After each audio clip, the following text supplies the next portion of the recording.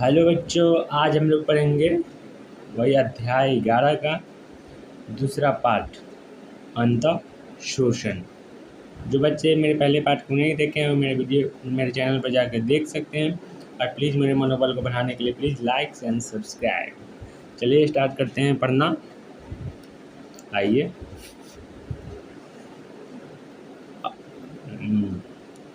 अंतः शोषण एक विशेष प्रकार का मिश्रण है। जब ठोस एवं कोलाइड्स द्वारा पानी को अवशोषित किया जाता है तो इसके कारण उसके आयतन में विशाल रूप से वृद्धि होती है। अंतः शोषण के प्रतिष्ठित उदाहरणों में बीजों और सूखी लकड़ियों द्वारा जल का अवशोषण है। फूल हुई लकड़ी या काष्ठ के द्वारा पैदा किए गए दाब का प्रयोग आदि मानव द्वारा बड़ी चट्टानों एवं पत्थरों को तोड़ने के लिए किया जाता है। यदि अंतः शोषण के द्वारा दाब नहीं होता तो नवोद्भिद खुली जमीन पर उभर कर नहीं आ पाते, वे संभवतः बाहर आकर स्थापित नहीं हो पाते। अंतः शोषण भी एक प्रकार का विसरण है, क्योंकि जल की गति सांद्रता प्रवणता के अनुसार है। बीज या अन्य ऐसी ही सामग्रियों में पानी लगभग नहीं के बराबर है, अतः ये आसानी से जल का अवशोषण कर लेते हैं। अवशोषक तथा अंतः शोषित होने वाले द्रव के बीच जल विभव प्रवणता आवश्यक है। इसके अतिरिक्त कोई भी पदार्थ जो किसी भी द्रव को अंतः शोषित करता हो, अवशोषक और द्रव के बीच बंधुता होना पहली शर्त है। अब 11.3 लंबी दूरी तक जल का परिवहन। तो प्रारंभिक अवस्था में आपने एक प्रयोग किया होगा। इस प्रयोग के दौरान आपने रंगीन पानी में सफ़ेद फूल सहित टहनी को डाला होगा तथा उसके रंग के परिवर्तन को भी देखा होगा। टहनी के कटे छोर को कुछ घंटे तक घोल में रहने के बाद आपने निश्चित ही उस क्षेत्र को ध्यान से देखा होगा जिसमें से रंगीन पानी का परिवहन होता है। यह प्रयोग आसानी से दर्शाता है कि पानी के परिवहन का रास्ता संवहनी बंडल मुख्यतः जाइलम है। अब हम लोगों को और आगे बढ़ना है। पौधे में पानी तथा अन्य पदार्थों के परिवहन की प्रक्रिया को समझना है। लंबी दूरी तक पदार्थों का परिवहन केवल विसरण द्वारा नहीं हो सकता। विसरण एक धीमी प्रक्रिया है, यह छोटी दूरी तक अणुओं को पहुंचाने में कारगर है। उदाहरण के लिए एक प्रारूपिक पादप कोशिका लगभग 50 माइक्रोमीटर के आर पार अणु को गति करने के लिए लगभग 2.5 सेकंड लग जाता है। इस दर पर आप यह क्या गणना कर सकते हैं कि पौधे के अंदर 1 मीटर की दूरी तय करने में अणुओं को विसरण द्वारा कितना समय लगेगा। बड़े एवं जटिल जीवों में बहुधा पदार्थों का परिवहन लंबी दूरी तक होता है। कभी कभी उत्पादन या अवशोषण एवं संग्रहण के स्थान एक दूसरे से काफ़ी दूर होते हैं, अतः विसरण एवं सक्रिय परिवहन काफ़ी नहीं है। इसलिए विशिष्ट व्यापक दूरी का परिवहन तंत्र आवश्यक हो जाता है ताकि आवश्यक पदार्थ निश्चित रूप से तीव्र गति से पहुंच सके। जल, खनिज तथा भोजन सामूहिक प्रणाली द्वारा परिवहन करते हैं। सामूहिक या थोक प्रवाह में पदार्थों का एक स्थान से दूसरे स्थान तक परिवहन दो बिंदुओं के बीच दाब की भिन्नता के परिणाम स्वरूप होता है। सामूहिक प्रवाह की यह विशिष्टता है कि पदार्थ चाहे घोले हो या निलंबन नदी के प्रवाह की तरह ही बहता है। यह विसरण से भिन्न होता है, जहाँ पर विभिन्न पदार्थ अपनी सांद्रता प्रवणता के अनुसार स्वतंत्र रूप से परिवहनित किए जाते हैं। थोक प्रवाह को तो धनात्मक जलीय दाब प्रवणता या ऋणात्मक जलीय दाब प्रवणता जैसे पुआल के द्वारा चूषण के द्वारा प्राप्त किया जा सकता है। पदार्थों की पादपों के संवहनी ऊतकों के द्वारा थोक या सामूहिक गति को स्थानांतरण कहते हैं।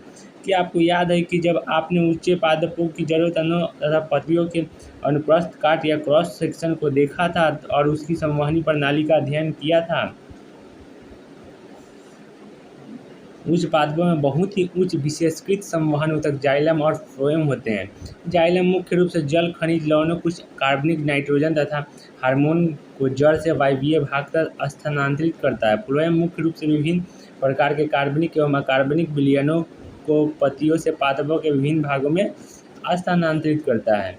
अब पौधे जल को कैसे अवशोषित करते हैं। हम सभी जानते हैं कि जड़ें पेड़ों के लिए ज़्यादातर जल को अवशोषित करती हैं, इसलिए हम जल को मृदा में डालते हैं, न कि पत्तियों पर। जल और खनिज तत्वों के अवशोषण की जिम्मेदारी विशेष रूप से मूल रोम की होती है, जो कि जड़ों के अग्र शीर्ष भाग पर लाखों की संख्या में पाए जाते हैं। मूल रोम पतली भित्ति वाली होते हैं जो अवशोषण के लिए व्यापक रूप से क्षेत्र प्रदान करते हैं। जल खनिज विलय के साथ मूल रोम से होकर शुद्ध रूप से विसरण प्रक्रिया द्वारा अवशोषित किया जाता है।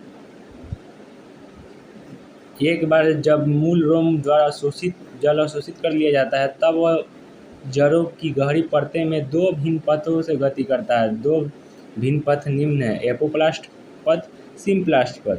एपोप्लास्ट निकटवर्ती कोशिका भित्ति का तंत्र है। जड़ों के अंतः त्वचा में मौजूद कैस्पेरी पट्टी को छोड़कर पूरे पौधे में जल फैला रहता है। जल का एपोप्लास्टिक परिवहन केवल अंतरकोशिकीय जगहों और कोशिकाओं की भित्ति में उत्पन्न होता है। एपोप्लास्ट के माध्यम से होने वाला परिवहन कोशिका झिल्ली को पार नहीं करता। यह गति प्रवणता पर निर्भर करती है। एपोप्लास्ट जल के परिवहन में कोई भी बाधा नहीं डालता और जल परिवहन सामूहिक प्रवाह के माध्यम से होता है। जैसे ही जल अंतरकोशिकीय गुहा या वातावरण में वाष्पित होता है, तो एपोप्लास्ट के सतत जल प्रवाह में तनाव उत्पन्न हो जाता है। अतः आसंजक एवं सहनशक्तिशीलता के कारण जल का सामूहिक प्रवाह होता है। सिम्प्लास्टिक तंत्र अंतः संबंधित जीव द्रव्य का तंत्र है। पड़ोसी कोशिकाएं कोशिका लड़ी से जुड़ी होती है, जो कि जीव द्रव्य तंतु तक विस्तृत रूप से फैली रहती है। एपिडर्मिस है पहले, मतलब वही जड़ में जल की गति का पथ दिखाया गया है चित्र में। जो हल्का वही लकड़ी का कलर है वो सिम्प्लास्ट, जो ज़्यादा है वो एपोप्लास्ट है। तो देखिए एपोप्लास्ट, चलिए देखते हैं। तो गया जल जा रहा है एपिडर्मिस से आगे, फिर प्लाज्मोडेस्माटा, कोर्टेक्स, ये वाला जीव द्रव्य झिल्ली है। तो जो ये वाला है ना, जो भूरा वाला, वो एपोप्लास्ट के माध्यम से जा रहा है, लेकिन कैस्पेरियन पट्टी को नहीं पार कर पा रहा है। ये एपिडर्मिस में उसको जाना पड़ रहा है। और जो कम भूरा कलर के जैसे एपिडर्मिस, कोर्टेक्स ऐसे जा रहा है, एंडोडर्मिस, परियम्ब और जाइलम तक, इसको हम लोग सिम्प्लास्ट पाथ कहते हैं। चलिए आगे चलते हैं।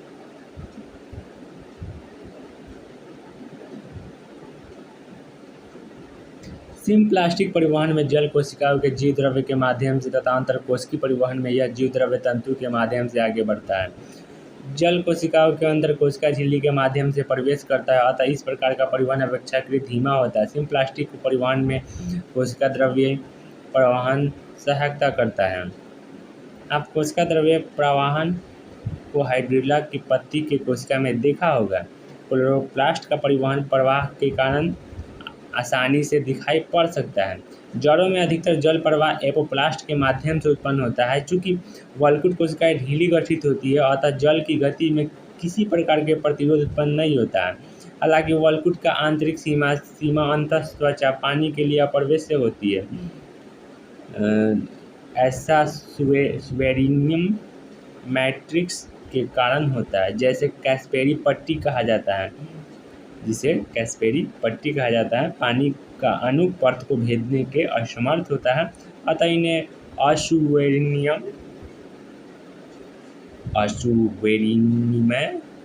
अब ठीक है।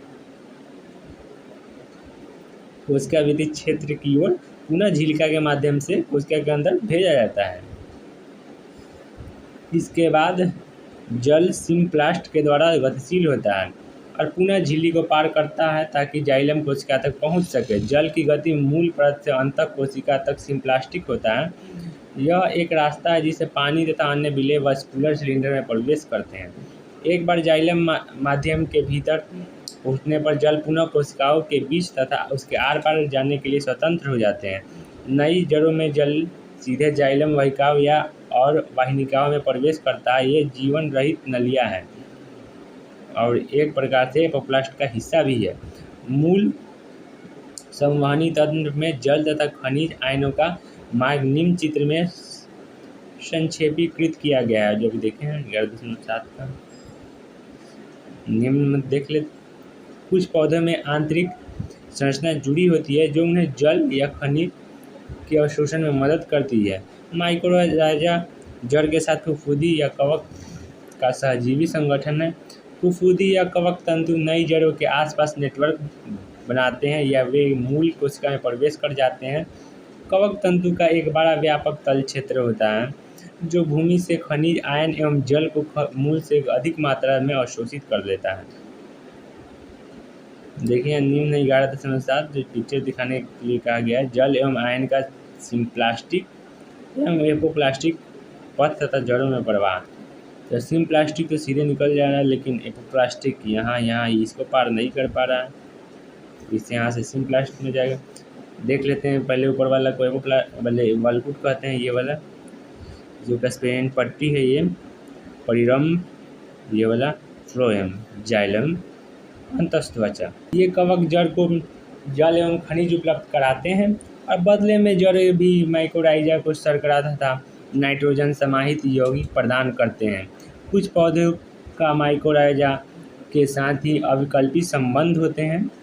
उदाहरण के लिए माइकोराइजा की उपस्थिति के बिना चीड़ का बीज न तो अंकुरित हो सकता है और न ही स्थापित हो सकता है। अब है 11.3 पौधे में जल का ऊपर की ओर गमन। हमने अभी देखा कि पौधे मृदा से जल को कैसे अवशोषण करते हैं और संवहनी ऊतकों में इसे कैसे पहुंचाते हैं। अब हम यह जानने और समझने का प्रयास करेंगे कि जल पौधे के विभिन्न भागों तक कैसे पहुंचता है। यह जल का चलन क्रियाशील है या अभी भी निष्क्रिय है। क्योंकि जल पेड़ के तने में गुरुत्वाकर्षण के विरुद्ध गति करता है, तो इसके लिए ऊर्जा कौन देता है। अब 11.3 मूल दाब। जैसा कि मृदा के विभिन्न आयन सक्रियता के साथ जड़ों के संवहनी ऊतकों में परिवहनित होते हैं, तो जाइलम भी इसी प्रक्रिया का अनुसरण या अपनी विभव प्रवणता से करता है तथा जाइलम के अंदर दाब बढ़ाता है। यह घनात्मक दाब ही मूल दाब कहलाता है और तने में कम ऊंचाई तक जल को ऊपर भेजने के लिए उत्तरदायी होता है। हम कैसे देख सकते हैं कि मूल दाब विद्यमान है। इसके लिए एक छोटा सा नरम तने वाला पौधा चुनें जिस दिन वातावरण पर्याप्त आर्द्रता पूर्ण हो, उस दिन प्रातः काल के समय तने के नीचे क्षैतिज दिशा में उसे तीखे ब्लेड से काट दें। आप जल्द ही देखेंगे कि उस कटे हुए तने पर द्रव की कुछ मात्रा ऊपर की ओर उठ जाती है। यह द्रव सकारात्मक मूल दाब के कारण आता है। यदि आप उस तने में एक रबर की पतली नली चढ़ा दें तो आप वास्तव में स्राव की दर माप सकते हैं और स्रावित दर के कारकों की संरचना जान सकते हैं। मूल दाब का प्रभाव रात तथा सुबह के समय भी देखा जा सकता है, जबकि जब वाष्पीकरण की प्रक्रिया कम होती है और अतिरिक्त पानी घास के तिनकों की नोक पर विशेष छिद्रों से स्रावित जल बिंदुओं के रूप में लटकने लगता है। इस प्रकार द्रव के रूप में पानी का क्षय बिंदु स्राव या गटेशन कहलाता है। जल परिवहन की कुल क्रिया में मूल दाब केवल एक साधारण दाब ही प्रदान कर पाता है। या उच्च वृक्षों में जल के चलन में इसकी कोई बड़ी भूमिका नहीं होती। मूल दाब का व्यापक योगदान जाइलम में पानी के अणुओं को निरंतर कड़ी के रूप में स्थापित रखने में हो सकती है, जो कि अक्सर वाष्पोत्सर्जन के द्वारा पैदा किए गए वृहद तनाव के कारण टूटती रहती है। अधिकांश जल को परिवहन करने में मूल दाब का कोई अर्थ नहीं है। अधिकतर पौधे की आवश्यकता वाष्पोत्सर्जित खिंचाव से पूरी हो जाती है। अब 11.3 वाष्पोत्सर्जन खिंचाव। प्राणियों की भांति पौधे में परिसंचरण तंत्र नहीं होता। इसके बावजूद जाइलम के माध्यम से जल का ऊपरी बहाव पर्याप्त उच्च दर से लगभग 15 मीटर प्रति घंटे तक हो सकता है। यह गति कैसे होती है, यह एक पेचीदा सवाल आज तक सवाल ही बना हुआ है। पौधे के द्वारा पानी ऊपर की ओर ढकेला जाता है या फिर ऊपर से खींचा जाता है। अधिकतर शोधकर्ता सहमत है कि पौधे द्वारा पानी मुख्यतः खींचा जाता है और इसकी संचालन शक्ति पत्तियों में वाष्पोत्सर्जन की प्रक्रिया का परिणाम है। इसे जल परिवहन का संयोजन तनाव वाष्पोत्सर्जन खिंचाव मॉडल के रूप में प्रस्तुत किया जाता है। परंतु इस वाष्पोत्सर्जन खिंचाव को कौन जनित कर रहा है। पौधे में जल अस्थायी है। प्रकाश संश्लेषण एवं वृद्धि के लिए पत्तियों में पहुंचने वाले पानी का 1% से भी कम प्रयोग किया जाता है। पानी की अधिकतर मात्रा पत्तियों से रंध्र द्वारा उड़ा दी जाती है। जल की यही क्षति वाष्पोत्सर्जन कहलाती है। आपने पिछली कक्षाओं में वाष्पोत्सर्जन का अध्ययन एक स्वस्थ पादप को पॉलीथीन के अंदर रखकर और उसके अंदर की सतह पर जल की सूक्ष्म बूंदों का अवलोकन करके किया होगा। आप पत्ती से पानी की इस कमी की प्रक्रिया को कोबाल्ट क्लोराइड पेपर द्वारा कर सकते हैं, जिसका रंग पानी अवशोषित करने में पर बदल जाता है। अब है वाष्पोत्सर्जन या ट्रांसपिरेशन। वाष्पोत्सर्जन पौधे द्वारा जल का वाष्प के रूप में परिवर्तन तथा इसमें उत्पन्न क्षति है। मुख्यतः यह पत्ती में पाए जाने वाले रंध्रों से होता है। वाष्पोत्सर्जन में पानी का वाष्प बनकर उड़ने के अलावा ऑक्सीजन एवं कार्बन डाइऑक्साइड का आदान प्रदान भी पत्तियों में उपस्थित रंध्रों के द्वारा होता है। सामान्यतः ये रंध्र दिन में खुले रहते हैं और रात में बंद हो जाते हैं। रंध्र का बंद होना और खुलना रक्षक कोशिकाओं की स्फीति या टर्गर पर बदलाव से होता है। प्रत्येक रक्षक कोशिका की आंतरिक भित्ति रंध्र छिद्र की तरफ काफ़ी मोटी एवं तन्यतापूर्ण होती है। रंध्र को घेरे दो रक्षक कोशिकाओं में जब स्फीति दाब बढ़ता है तो पतली बाहरी भित्तियाँ बाहर की ओर उभरती है और अंदरूनी भित्ति को अर्धचंद्राकार स्थिति में आने को मजबूर करती है। रंध्र छिद्र के खुलने में रक्षक कोशिका की भित्तियाँ में उपस्थित सूक्ष्म सूत्राव या माइक्रोफिब्रिल भी सहायता करता है। सेलुलोज सूक्ष्म सूत्राव का भी विन्यास अरीय क्रम से होता है, न कि अनुदैर्ध्य क्रम से, जो रंध्र छिद्र को आसानी से खोलता है। पानी की कमी होने पर जब रक्षक कोशिका की स्थिति समाप्त होती है या जल तनाव खत्म होता है, तो तन्य आंतरिक भित्तियाँ पुनः अपनी मूल स्थिति में आ जाती है। तब रक्षक कोशिका ढीली पड़ जाती है और रंध्र छिद्र बंद हो जाते हैं। सामान्यतः तौर पर एक पृष्ठधारी या प्रायः द्विबीजपत्री पत्ती के निचले और अधिक संख्या में रंध्र होते हैं, जबकि एक द्विपार्श्वी प्रायः एक बीजपत्री पत्ती में रंध्रों की संख्या दोनों तरफ लगभग बराबर होती है। अब थोड़ा सा पिक्चर देख लेते हैं। ऊपर भी नहीं है, ऊपर यहाँ देखते हैं। यह है रक्षक द्वार कोशिका, बीच वाला, यह है सब्सिडियरी कोशिका। पिक्चर है रक्षक कोशिका रंध्र के साथ। चलिए अब यहाँ से फिर पढ़ते हैं। वाष्पोत्सर्जन कई बाहरी कारकों जैसे कि ताप, प्रकाश, आर्द्रता एवं वायु की गति से प्रभावित होता है। वाष्पोत्सर्जन को प्रभावित करने वाले अन्य पादप कारक जैसे कि रंध्रों की संख्या एवं वितरण, खुले रंध्रों का प्रतिशत, पौधे में पानी की उपस्थिति तथा वितान रचना आदि है। जाइलम रस को वाष्पोत्सर्जित रूप से ऊपर चढ़ना मुख्य रूप से पानी के निम्न भौतिक गुणों पर निर्भर करता है, जैसे आसंजन है जल के अणुओं के बीच आपसी आकर्षण, आसंजन है जल अणुओं के ध्रुवीय सतह की ओर आकर्षण, जैसे कि बाह्यकीय तत्व की सतह, पृष्ठ नाव, पानी के अणु का द्रव अवस्था में गैसीय अवस्था की अपेक्षा एक दूसरे से अधिक आकर्षित होना। पानी की ये विशिष्टताएं उसे उच्च तन्य सामर्थ्य प्रदान करती है, जैसे एक कोशिका तत्व खिंचाव शक्ति से प्रतिरोध की क्षमता तथा उच्च केशिका तत्व अर्थात किसी पतली नलिका में चढ़ने की क्षमता। पौधे में केशिका तत्व को लघु व्यास वाले वाहिकीय तत्व जैसे ट्रैकिन एवं वाहिका तत्व से भी सहायता मिलती है। प्रकाश संश्लेषण प्रक्रिया के लिए जल की आवश्यकता होती है। जाइलम वाहिकाएं पानी को जरूरत के अनुसार जड़ से पत्ती के सिराओं तक पहुँचती है, लेकिन वह कौन सी शक्ति है जो पानी के अणुओं को पत्ती के मृदुत्व तक ज़रूरत के अनुसार खींच लाती है। जैसे ही वाष्पोत्सर्जन होता है और चूँकि पानी की पतली परत कोशिकाओं के ऊपर लगातार होती है, अतः यह जाइलम से पत्ती तक पानी के अणुओं को खींचने में प्रतिफलित होती है। अंतरोरंध्री गुहिका तथा अंतरकोशिका जगत के बजाय वातावरण में जलवाष्प की सांद्रता कम होती है, अतः पानी पास की हवा में विस्तृत हो जाती है और यह खिंचाव पैदा करता है। मापन से स्पष्ट होता है कि वाष्पोत्सर्जन द्वारा पैदा किया गया बल पानी को जाइलम के कार्य के स्तंभ में 130 मीटर की ऊंचाई तक खींचने के लिए पर्याप्त होता है। देख लेते हैं, यह पिक्चर है 11.9। जल एवं आयन अवशोषण एवं जड़ों में चालन की सिम्प्लास्टिक एवं एपोप्लास्टिक पथ। तो देखते हैं यहाँ जाइलम है या फ्लोएम है। तो जाइलम से ये तो स्विंग निकल गया, लेकिन यहाँ इसको थोड़ा सा दिक्कत हो गया। पर देख लेते हैं आसपास की आयनों का विसरण। यहाँ रंध्र है, यहाँ रक्षक कोशिका है, जाइलम है, यहाँ फ्लोएम है। हो गया जल एवं आयन अवशोषण एवं जड़ों में चालन किसी प्लास्टिक एवं एपोप्लास्टिक मीडियम है। ये सब पथ है। वाष्पोत्सर्जन एवं प्रकाश संश्लेषण एक समझौता है। एक समझौता वाष्पोत्सर्जन में एक से अधिक उद्देश्य निहित होते हैं, जो कि निम्नलिखित हैं।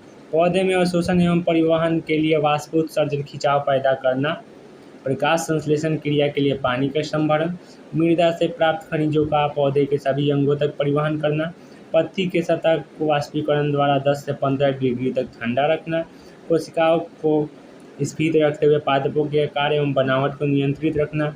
एक सक्रिय प्रकाश संश्लेषण में रत पौधे को जल की ही अत्यंत ही आवश्यकता रहती है। प्रकाश संश्लेषण में उपलब्ध जल सीमाकारी हो सकता है, जिसे वाष्पोत्सर्जन और प्रभावित करता है। वर्षा वनों में आर्द्रता इसी जल चक्र के कारण वातावरण में तथा पुनः मृदा में देखी गई है।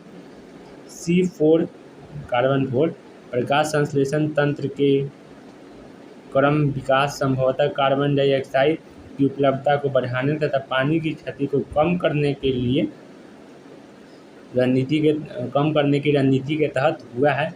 C4 पौधे C3 की तुलना में कार्बन शर्करा बनाने में व सुस्थिर बनाने में दोगुना सक्षम होते हैं। C3 पौधे से समान मात्रा के कार्बन डाइऑक्साइड की यौगीकरण हेतु आधी मात्रा में जल खोते हैं, कम करता है, मतलब ब्रैकेट में है। अब है खनिज पोषक का उद्ग्रहण एवं संचरण। पौधे अपनी कार्बन एवं अधिकतर ऑक्सीजन की आवश्यक मात्रा वातावरण में उपलब्ध कार्बन डाइऑक्साइड से प्राप्त करते हैं। हालांकि उनकी शेष पोषण की आवश्यकता हाइड्रोजन हेतु मृदा से प्राप्त जल एवं खनिजों से पूरी होती है। खनिज आयनों का उद्ग्रहण। जल के समान सभी खनिज तत्व जड़ों द्वारा निष्क्रियता विधि द्वारा अवशोषित नहीं किए जा सकते। इसके लिए दो कारक जिम्मेदार होते हैं: मृदा के अंदर खनिजों का अवेशित रूप में रहना, जो कि कोशिका विधि को पार नहीं कर सकते, और दूसरा मृदा के अंतर्गत खनिजों की सांद्रता जड़ों के अंदर की सांद्रता से प्रायः कम होती है। इसलिए अधिकतर खनिजों जड़ों में बाह्य त्वचा की कोशिका द्रव में सक्रिय अवशोषण के द्वारा प्रवेश करते हैं। इसमें एटीपी के रूप में ऊर्जा की आवश्यकता होती है। आयन का सक्रिय उद्ग्रहण मूल में जल विभव प्रवणता के लिए अंशतः जिम्मेदार होता है। अतः प्रसरण द्वारा जल के प्रवेश के लिए भी कुछ आयन बाह्य त्वचा कोशिका में निष्क्रिय रूप से भी संचलन करते हैं। मूल रोम कोशिका की झिल्ली में पाए जाने वाले विशिष्ट प्रोटीन आयन को मृदा से सक्रिय पंप द्वारा बाह्य त्वचा की कोशिकाओं के कोशिका द्रव में भेजती है। सभी कोशिकाओं की भांति अंतःत्वचा में भी कोशिका की झिल्ली में कई परिवहन प्रोटीन पाए जाते हैं। वे कुछ विलय को झिल्ली के आर पार आने जाने देते हैं, लेकिन अन्य को नहीं। अंतःत्वचा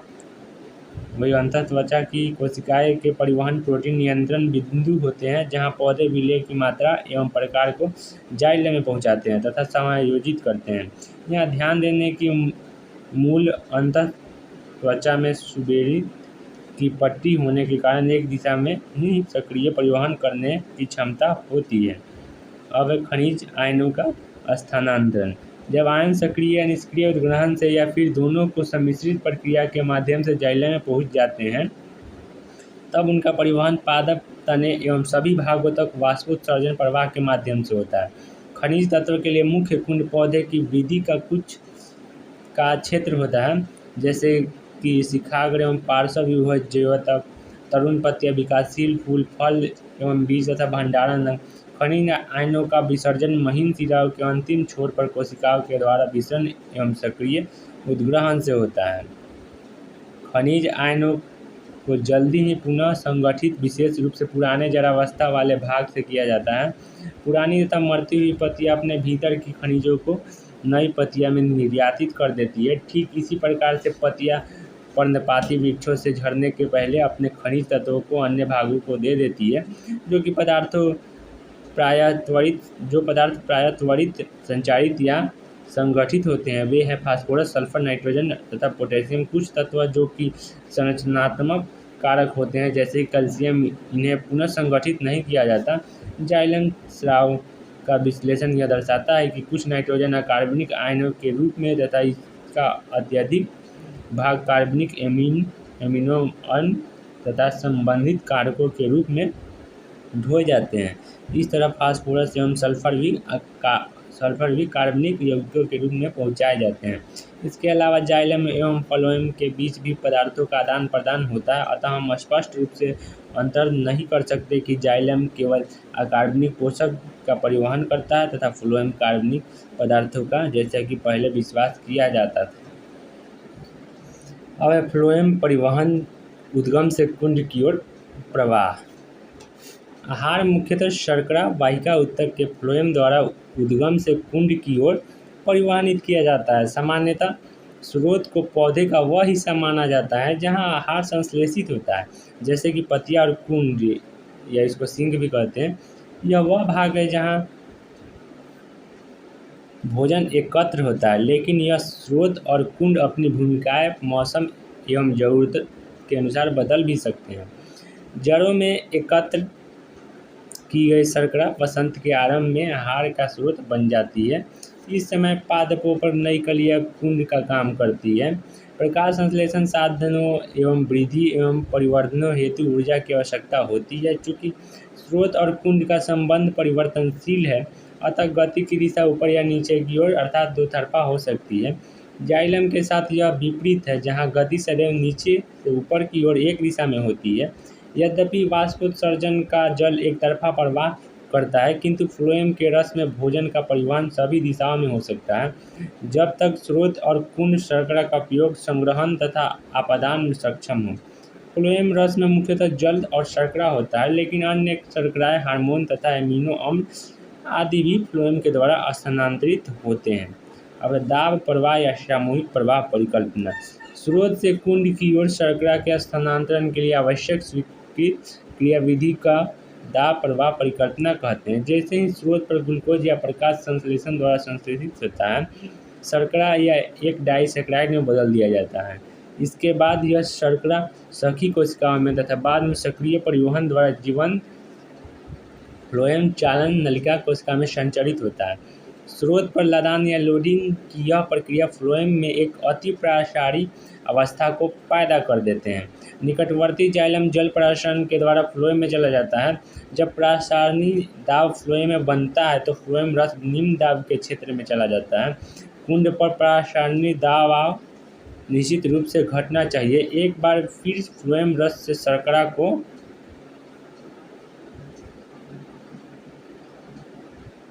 स्थानांतरण की प्रक्रिया की आरेखीय प्रस्तुति। मूल हो गया। उपापचय एवं भंडारण हेतु शर्करा पर्ण सीव नलिकाएं जल प्रसारण द्वारा अनुगमन करता है। अब फिर ये है शर्करा सीव नलिका में प्रविष्ट होती है, जल प्रसारण का अनुगमन करता है या उच्च स्थित दबाव इसको कहते हैं मतलब। और यहाँ स्तंभ शीर्ष दिया हुआ है। शर्करा पर्ण सीव नलिकाएं जल प्रसारण द्वारा अनुगमित होता है। और ये ऊपर नीचे दिखाकर तो ऊपर भी नीचे भी शर्करा विलयन निम्न स्फीत या टर्गर दबाव के क्षेत्र में बहता है।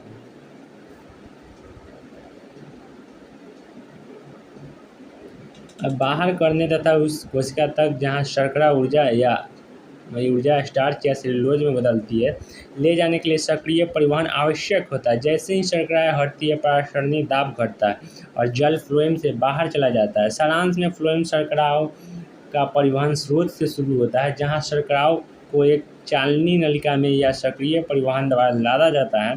फ्लोएम की यह लदान एक जल विभव प्रवणता की शुरुआत करता है, जो कि फ्लोएम में सामूहिक प्रवाह को सुगम बनाता है। फ्लोएम ऊतक सीव ट्यूब कोशिकाओं या चालनी नलिका कोशिका से बना होता है, जो लंबी स्तंभ की रचना करता है, जिसका अंतिम भित्ति में छिद्र होता है, जिन्हें चालनी पट्टिका कहते हैं। कोशिका द्रव्य तंतु चालनी पट्टिका के छिद्र में प्रवेशित होती है तथा सतत तंतु बनाती है। जैसे ही द्रव स्थैतिक दबाव फ्लोएम के चालनी नलिका में बढ़ता है, दाब प्रवाह शुरू हो जाता है तथा द्रव या रस फ्लोएम से चलन करता है। इस बीच कुंड पर आने वाले शर्करा को फ्लोएम से सक्रिय रूप से तथा शर्करा के रूप में बाहर किया जाता है। फ्लोएम में विलय की क्षति से एक उच्च जल विभव पैदा होता है और पानी अंत में जाइलम के पास आ जाता है। एक साधारण प्रयोग जिसे ग्रिडलिंग कहा जाता है, इसका प्रयोग भोजन के परिवहन में होने वाले ऊतकों को पहचानने में किया जाता है। पेड़ के स्तंभ पर छाल का एक वल्ले या रिंग फ्लोएम तक सावधानीपूर्वक हटाया जाता है। नीचे की तरफ अब भोजन की गति न होने के कारण वल्ले के ऊपर की छाल कुछ सप्ताह के बाद फूल जाती है। यह साधारण प्रयोग दर्शाता है कि फ्लोएम ऊतक भोजन के स्थानांतरण के लिए उत्तरदायी है तथा परिवहन की दिशा एक दिशीय है, अर्थात मूल की तरफ। इस प्रयोग को आसानी से किया जा सकता है। आज के लिए इतना ही। कुछ गलती हो गई बोलने में तो माफ़ी। Please subscribe and like.